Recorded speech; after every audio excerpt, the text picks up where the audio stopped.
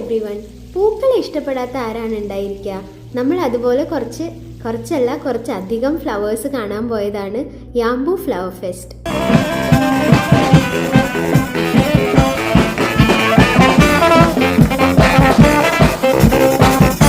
ഇവിടെ ഒരു ചേച്ചി കുറെ പുല്ലൊക്കെ കയ്യിൽ വെച്ച് എന്തൊക്കെയോ ചെയ്യുന്നുണ്ടായിരുന്നു. ആൾക്കാർ അതിന്റെ ഫ്രണ്ടിൽ നിന്ന് ഫോട്ടോയും എടുക്കുന്നുണ്ടായിരുന്നു.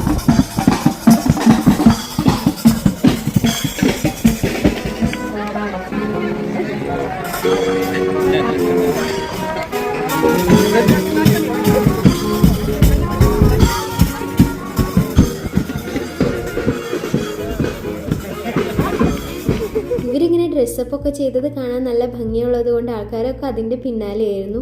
നമ്മൾ കുറച്ച് നേരമൊക്കെ അത് കണ്ടിട്ട് പിന്നെ ഫ്ലവേഴ്സിൻ്റെ ഏരിയയിലേക്ക് പോന്നു. അപ്പോൾ ഇതാണ് യാംബു ഫ്ലവർ ഫെസ്റ്റ്. സൗദി അറേബ്യയിലെ വളരെ ഫേമസ് ആയിട്ടൊരു ഫ്ലവർ ഫെസ്റ്റ് ആണ്. അങ്ങനെ നമ്മൾ ഫ്രണ്ടിലേക്ക് പോയപ്പോൾ അവിശ്വസനീയമായൊരു കാഴ്ച കണ്ടു. ഒരു ഫ്ലവർ ബെഡിൽ ഇങ്ങനെ ഇരുന്നിട്ട് കുറേ ചേച്ചിമാർ ഇൻസ്ട്രുമെൻറ്റ്സ് വായിക്കുകയാണ്. അത് നല്ല രസമുണ്ടായിരുന്നു കാണാനും കേൾക്കാനും ആയിട്ട്.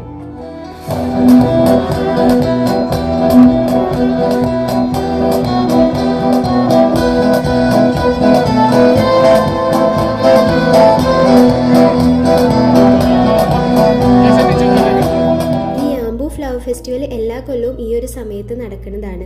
റീസെൻ്റ്ലി യാംബു എങ്ങനെയാണ് ന്യൂസിലൊക്കെ വന്നത് എന്നുണ്ടെങ്കിൽ ഒരു ഡ്രോൺ അറ്റാക്ക് നടന്നിട്ടുണ്ടായിരുന്നു. ഇവിടുത്തെ ഫ്ലവർ കാർപ്പറ്റ് ലോകത്തിലെ ഏറ്റവും നീളമുള്ള ഫ്ലവർ കാർപ്പറ്റായിട്ട് ഗിന്നസ് വേൾഡ് ബുക്ക് ഓഫ് റെക്കോർഡ്സിൽ ഇടം പിടിച്ചിട്ടുള്ളതായിരുന്നു. സൗദി അറേബ്യയിലെ വലിയൊരു ടൂറിസ്റ്റ് അട്രാക്ഷനാണ് ഈ യാംബു ഫ്ലവർ ഫെസ്റ്റ്.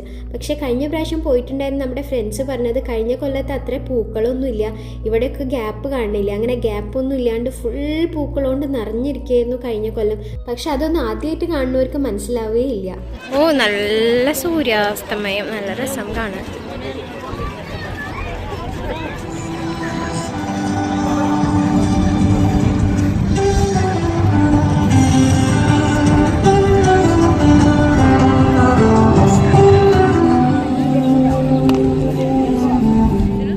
പൂക്കളൊക്കെ കണ്ട് നടക്കുമ്പോഴാണ് ഈ ഒരു ചെറിയ വീട് നമ്മുടെ ശ്രദ്ധയിൽ പെട്ടത്. എനിക്കിവിടെ കണ്ടതിൽ വെച്ചിട്ട് ഏറ്റവും ഇഷ്ടമായത് ഇതായിരുന്നു. ശരിക്കും ഇതുപോലത്തെ ഒരു വീട് നമുക്ക് ഉണ്ടായിരുന്നെങ്കിൽ എന്ന് തോന്നിപ്പോവും. അത്ര നല്ല ഭംഗിയുണ്ടായിരുന്നു കാണാനായിട്ട്. ഈ പാട്ട് വെച്ച് പോണ ബസ്സും ഇവിടുത്തെ ഒരു വലിയ അട്രാക്ഷനാണ്. നമ്മൾ ആരും ഇതിൽ കയറിയില്ല, വെറുതെ നടന്ന് കാണാൻ തന്നെ നല്ല രസമുണ്ടായിരുന്നു. പിന്നെ ഇതൊരു ഹൈ എൻഡ് കഫേ ആണ്. അതിൻ്റെ മേലേക്ക് കയറാൻ തന്നെ നമ്മൾ പൈസ കൊടുക്കണം. കഴിഞ്ഞ പ്രാവശ്യം അവിടെയൊക്കെ ഇതിനേലും നിറയെ പൂക്കളുണ്ടായിരുന്നു എന്നാണ് നമ്മുടെ ഫ്രണ്ട് നമുക്ക് പറഞ്ഞു തന്നത്. 53 ഏക്കേഴ്സ് ആണ് ഇതിൻ്റെ ഫുൾ ഏരിയ എന്നുണ്ടെങ്കിലും 23 ഏക്കേഴ്സിലാണ് ഫ്ലവർ ഗാർഡൻ ഒക്കെ സെറ്റ് ചെയ്തിട്ടുള്ളത്. ബാക്കി സ്ഥലത്ത് റിക്രിയേഷണൽ ഏരിയാസും ഫുഡ് കോർട്ടൊക്കെയാണ് ഉള്ളത്. പിന്നെ ഇത് ഇവിടുത്തെ ഒരു വലിയ ഹൈലൈറ്റ് ആണ് ഈ ഇല്ലുമിനേറ്റഡ് ഫ്ലവേഴ്സ്. നല്ല ഭംഗിയുണ്ടായിരുന്നു, പ്രത്യേകിച്ച് രാത്രിയായപ്പോൾ കാണാനായിട്ട്.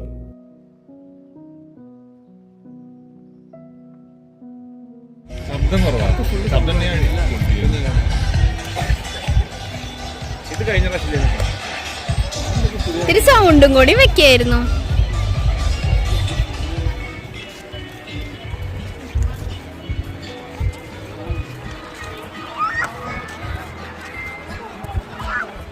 ഈ ചെയർമ കയറിയിരുന്നിട്ടാണ് അവർ ആ പെർഫോമൻസ് ചെയ്യേണ്ടിയിരുന്നത്. നമ്മളിങ്ങനെ നിന്ന് നോക്കിയായിരുന്നു അവരെങ്ങനെയായിരിക്കും അതിൻ്റെ മേലെ കയറിയിട്ടുണ്ടായിരിക്കുകയെന്ന്. അപ്പോൾ ഇതാണ് നമ്മുടെ ടീം. ഇതുപോലൊരു ടീമിൻ്റെ കൂടെ ഏത് സ്ഥലത്തേക്ക് പോയാലും നല്ല രസമായിരിക്കും. മൊത്തത്തിൽ നല്ല വൈബാണ്. പകൽ വെളിച്ചത്തിൽ പൂക്കളുടെ ഭംഗിയാണെന്നുണ്ടെങ്കിൽ രാത്രി ആകുമ്പോഴേക്കും ലൈറ്റപ്പ് ഒക്കെ ചെയ്തിട്ട് നല്ല രസമാണ് കാണാനായിട്ട്. പിന്നെ അത് മാത്രമല്ല, ഇവിടെ നല്ല വെറൈറ്റി ഫുഡ് കോർട്ടും ഉണ്ടായിരുന്നു. നല്ല പൂവിൻ്റെ മണം. ഇതിൻ്റെ ഒരു ഏരിയ ഫുൾ അമ്യൂസ്മെൻറ്റ് പാർക്കായിരുന്നു. റൈഡ്സൊക്കെ ഉണ്ടായിരുന്നു. പക്ഷെ ഇതിന് തൊട്ട് മുന്നത്തെ ഒരാഴ്ച നമ്മൾ ഇങ്ങനത്തെ റൈഡിലൊക്കെ കയറിയത് കൊണ്ട് പിന്നെ അവിടെ കയറി സമയം കളയാൻ നിന്നില്ല. ഞാനീ പോണത് ഒരു ചേച്ചീനെ കാണാനാണ്. ആ ചേച്ചി ഒരു കൊട്ട പോലത്തെ സാധനത്തിൽ കയറി നിന്ന് ബാലൻസ് ഒക്കെ ചെയ്ത് വിടാണ്ട് നിൽക്കുന്നുണ്ടായിരുന്നു. കുറേ പേരത് കാണാനും ഫോട്ടോ എടുക്കാനും ഒക്കെ നിൽക്കുന്നുണ്ടായിരുന്നു. കൗതുകത്തിൻ്റെ പുറത്ത് നമ്മളും കയറി നിന്ന് ഫോട്ടോ എടുത്തു എന്നുണ്ടെങ്കിലും പിന്നെ ഒരു വിഷമം തോന്നി. കുറേ നേരമായിട്ട് ഒരേ ചിരി ചിരിച്ച് നിൽക്കുകയാണ് ചേച്ചി. Most chocolatey and the most mysterious.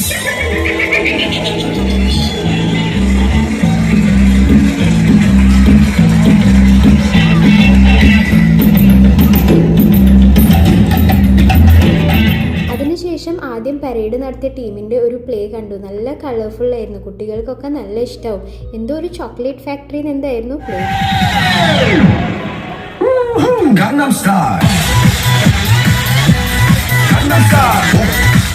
Keep on dancing. Gangnam Style. Gangnam Style. അപ്പോൾ അറബി നാട്ടിലെ ഇതുപോലത്തെ കാഴ്ചകൾ കാണാനായിട്ട് ചാനൽ സബ്സ്ക്രൈബ് ചെയ്ത് വെച്ചോളൂ. Thank you for watching. Bye bye.